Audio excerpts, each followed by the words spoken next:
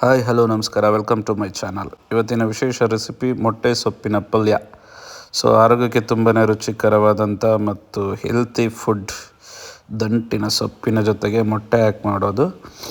ಇವಾಗ ನೋಡ್ತಿದ್ದೀರಲ್ಲ ನೀವು, ದಂಟಿನ ಸೊಪ್ಪಿನ ನೀಟಾಗಿ ಸಣ್ಣಕ್ಕೆ ಹೆಚ್ಚಿ ತೊಳೆದು ಇಟ್ಟಿದ್ದಾರೆ ನಮ್ಮ ಮನೆಯವರು.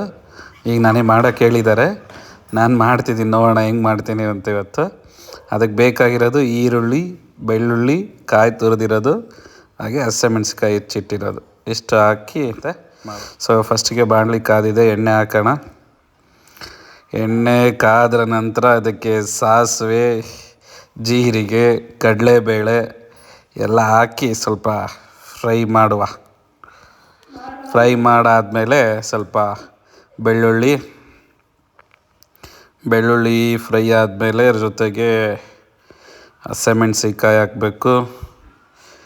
ಹಸಿಮೆಣ್ಸಿಕಾಯಿ ಫ್ರೈ ಆದಮೇಲೆ ಹಂಗೆ ಹೆಚ್ಚಿರೋ ಈರುಳ್ಳಿನೂ ಹಾಕ್ಬಿಟ್ಟು ಚೆನ್ನಾಗಿ ಫ್ರೈ ಮಾಡಿರಿ, ಸ್ವಲ್ಪ ಬ್ರೌನ್ ಕಲರ್ ಬರೋವರೆಗೂ. ಈರುಳ್ಳಿನ ಹಾಕ್ಕೊಳ್ರಿ.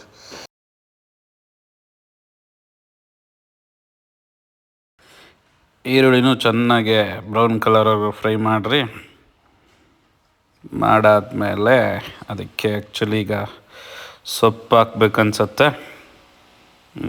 ಇವಾಗ ಸೊಪ್ಪು ಹಾಕೋಣ. ಈರುಳ್ಳಿ ಫ್ರೈ ಆಗ್ತಾ ಐತಿ. ಹೆಚ್ಚಿಟ್ಟಿರೋ ಸೊಪ್ಪನ್ನೆಲ್ಲ ನೀಟಾಗಿ ಅದಕ್ಕೆ ಹಾಕಿ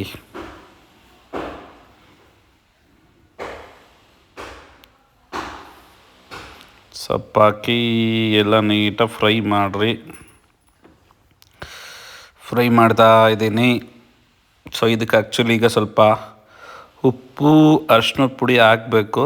ನೀವು ಹೆಚ್ಚಿಟ್ಟಿರ್ತಕ್ಕಂಥದ್ದು ಸ್ವಲ್ಪ ಜಾಸ್ತಿ ನೀರು ಇರಬಾರ್ದು. ನೀಟಾಗಿ ನೀರೆಲ್ಲ ಹಿಂಡಿ ಸೊಪ್ಪು ಹಾಕಿ ಚೆನ್ನಾಗಿರುತ್ತೆ.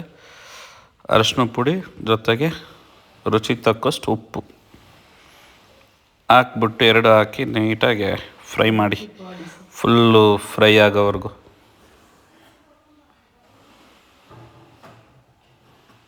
ನೀರಿನ ಅಂಶ ಎಲ್ಲ ಹೋಗಬೇಕು, ಆ ರೇಂಜಿಗೆ ಫ್ರೈ ಮಾಡಿ. ಉಪ್ಪು ಆದಷ್ಟು ಕಮ್ಮಿ ಹಾಕಿ, ಯಾಕಂದರೆ ಫಸ್ಟಿಗೆ ಸೊಪ್ಪು ಜಾಸ್ತಿ ಕಾಣಿಸುತ್ತೆ. ಅದು ಬಾಯ್ಲ್ ಆಗ್ತಾ ಕಡಿಮೆ ಆದಾಗ ಉಪ್ಪಿನ ಅಂಶ ಜಾಸ್ತಿ ಆಗುತ್ತೆ. ಹಂಗಾಗಿ ಆದಷ್ಟು ಉಪ್ಪು ನೋಡಿ ಹಾಕಿ. ಈಗ ಒಂದು ಬೌಲಿಗೆ 2 ಮೊಟ್ಟೆ ಹೊಡೆದು ಇಟ್ಕೊಂಡಿದ್ವಿ, ಅದನ್ನು ಈಗ ಸೊಪ್ಪಿಗೆ ಮಿಕ್ಸ್ ಮಾಡುವ. ಸೊಪ್ಪಿನ ಜೊತೆಗೆ ಮೊಟ್ಟೆ ಹಾಕಿದರೆ ಒಳ್ಳೆ ಟೇಸ್ಟ್ ಬರುತ್ತೆ. ಈ ಹಸಿ ಸ್ಮೆಲ್ ಹೋಗೋವರೆಗೂ ಮೊಟ್ಟೆನ ಚೆನ್ನಾಗಿ ಫ್ರೈ ಮಾಡಬೇಕು ಸೊಪ್ಪಿನ ಜೊತೆಗೆ. ಹೀಗೆಲ್ಲ ನೀಟಾಗಿ ಫ್ರೈ ಮಾಡಿದರೆ ಹಸಿ ಸ್ಮೆಲ್ಲೆಲ್ಲ ಹೋಗುತ್ತೆ. ಮೊಟ್ಟೆನ ಚೆನ್ನಾಗಿ ಫ್ರೈ ಮಾಡಿಬಿಟ್ಟು ಕಾಯಿ ತುರಿದಿರೋದಿತ್ತಲ್ಲ ಅದನ್ನು ಈಗ ಸ್ವಲ್ಪ ಹಾಕೋಣ ಮೇಲೆ. ಹಸಿ ಕಾಯಿನ ತುರಿದಿಟ್ಕೊಂಡಿದ್ವಿ, ಅದನ್ನು ಸ್ವಲ್ಪ ಹಾಕಿ ಚೆನ್ನಾಗಿ ಫ್ರೈ ಮಾಡಿ ಆಯಿತು ಅನಿಸುತ್ತೆ ಆಲ್ಮೋಸ್ಟ್ ಅಲ್ಲ. ಈ ರೀತಿಯಾಗಿ ಮೊಟ್ಟೆ ಸೊಪ್ಪಿನ ಪಲ್ಯ ಮಾಡಿಕೊಂಡು ತಿನ್ನಿ, ತುಂಬಾ ಆರೋಗ್ಯಕ್ಕೆ ಒಳ್ಳೆಯದು. ಮತ್ತಷ್ಟು ವೀಡಿಯೋಗಳೊಂದಿಗೆ ಮುಂದಿನ ವೀಡಿಯೋದಲ್ಲಿ ಸಿಗೋಣ. ಅಲ್ಲಿವರೆಗೂ ನಮ್ಮ ಚಾನಲ್ನ ಸಬ್ಸ್ಕ್ರೈಬ್ ಮಾಡಿ, ಹಾಗೆ ಶೇರ್ ಮಾಡಿ ಬೆಂಬಲಿಸಿ ಅಂತ ಹೇಳ್ತಾ ವಿಡಿಯೋನ ಇಲ್ಲಿಗೆ ಮುಗಿಸ್ತಾ ಇದ್ದೀನಿ. ಎಲ್ರಿಗೂ ಧನ್ಯವಾದಗಳು.